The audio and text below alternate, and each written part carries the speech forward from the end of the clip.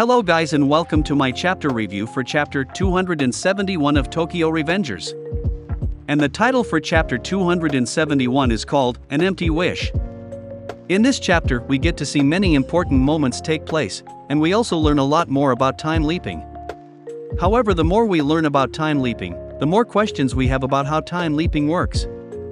In this chapter we also learn how Shinichiro first got his time leaping powers, and he gained his time leaping ability by attempting to commit suicide, and he did this by jumping off of a bridge. While drowning in the water, Shinichiro suddenly activated his time leaping powers, and he accomplished his very first time leap.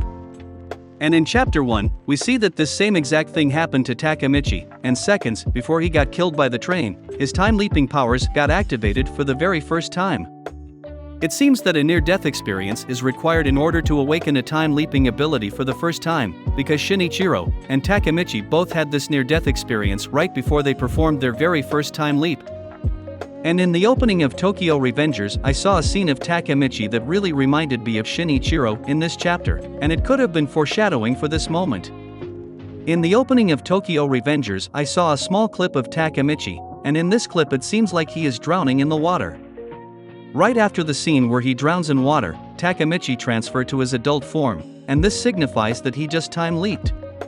And in this chapter, we see that Shinichiro drowns in water in the exact same way that Takemichi did during the opening. And after drowning in the water, Shinichiro made his first time leap, just like how Takemichi made his first time leap in the opening. I also think that whoever the time leaper is thinking about during their near-death experience is what determines how far back they will time leap. The reason I think this is because Takemichi was thinking of Hinata right before his first time leap, and so his desire to save Hinata sent him back in time to a year that he would have the opportunity to save her. And Shinichiro's whole reason for committing suicide was because he could not save Mikey. Right before he commits suicide, Shinichiro tells Sanzu that he wants to go back to the day of Mikey's accident, and when he time leaped he went back to the exact day that he said he wanted to go back to. Anyway guys, these are some thoughts and theories that I really wanted to share, and now I will start with the summary of everything that happened in this chapter. This chapter starts off with Shinichiro and Wakasa, and they are meeting with the time leaper. In the last chapter, they both heard about a homeless old man who lives under a bridge, and this man said that he is a time leaper. And ever since he heard about the existence of this time leaper, Shinichiro has been tirelessly searching for this man. So in this chapter, Shinichiro finally found the time leaper that he had been searching for, and then Shinichiro asked this man if he is the time leaper, and Shinichiro tells him that he wants to learn how to go back in time. However, instead of answering Shinichiro's question, the old man just smiled, and then he started laughing at Shinichiro. This homeless man just looks like a crazy crackhead, so Wakasa asked Shinichiro what is wrong with him. Wakasa thought Shinichiro was acting crazy for believing this old man, so he grabbed Shinichiro's arm, and he asked Shinichiro why he would believe that this crazy old man is a time leaper. But Shinichiro just told Wakasa to shut up, and Shinichiro had a cold look on his face.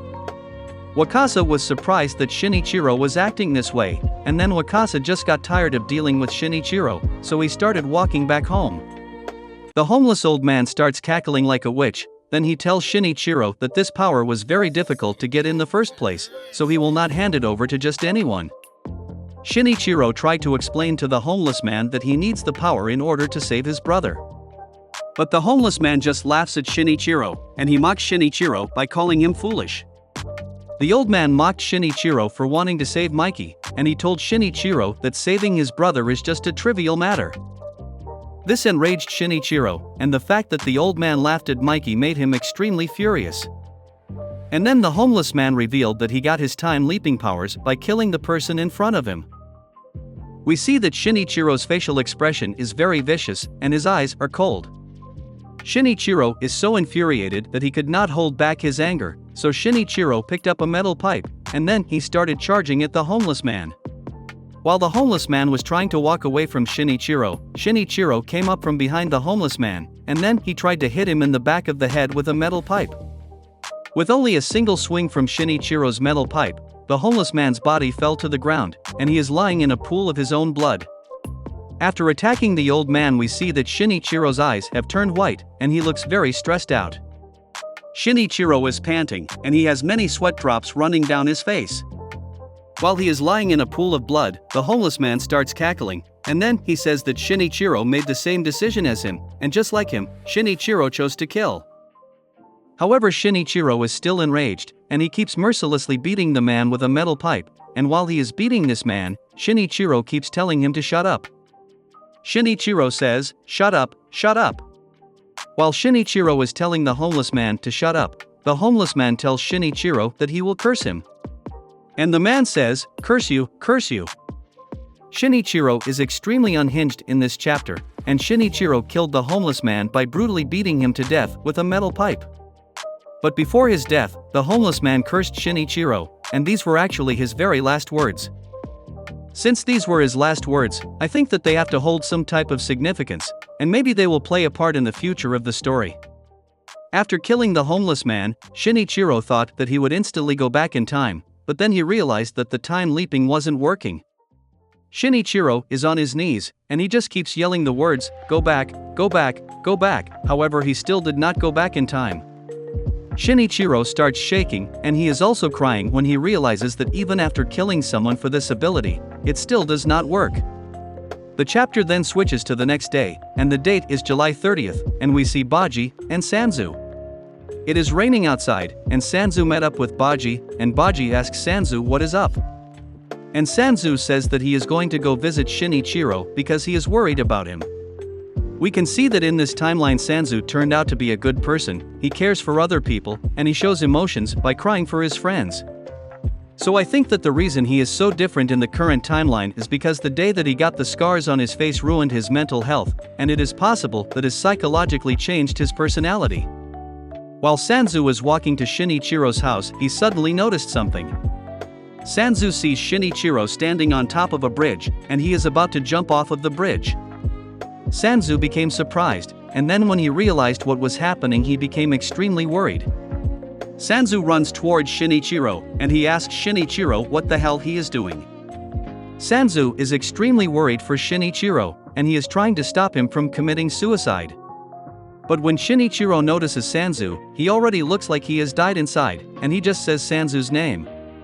Shinichiro then tells Sanzu that if he jumps into this muddy stream he will die for sure.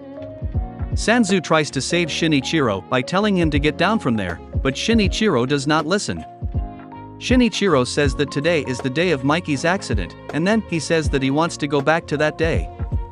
And while he says this we get a close-up panel of Shinichiro's face, and we see that Shinichiro is crying. After saying that he wants to go back to that day, Shinichiro jumps off of the bridge.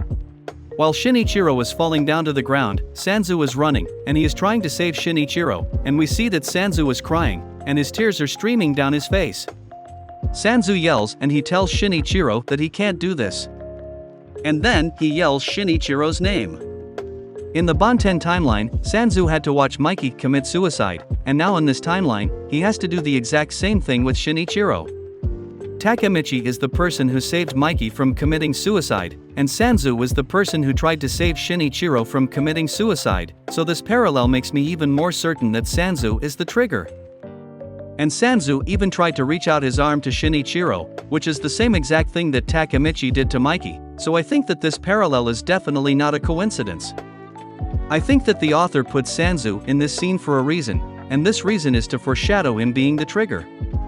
In the Banten arc, the Time Leaper tried to save the trigger, however in this chapter the trigger tried to save the Time Leaper.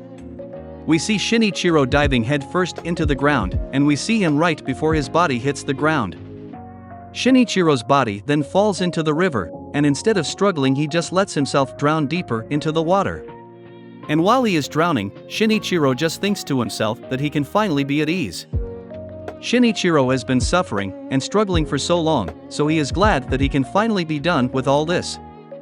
However, suddenly we see that the time leaping power just got activated, and this surprised Shinichiro. In the last page of this chapter, we see that Shinichiro time leaped to the day of Mikey's accident, and right before his eyes, Shinichiro sees Mikey. Mikey is having fun playing with his toy plane, and he is running around, and Mikey tells Shinichiro to get out of the way. Shinichiro is surprised that he suddenly got sent back to the past, and he was very astonished that the time leap actually worked. Anyway guys, that was it for my chapter review of chapter 271 of Tokyo Revengers. Also, let me know what you guys think of the chapter in the comments below. And like, comment, and subscribe if you want to see more videos like this one, and thank you for watching.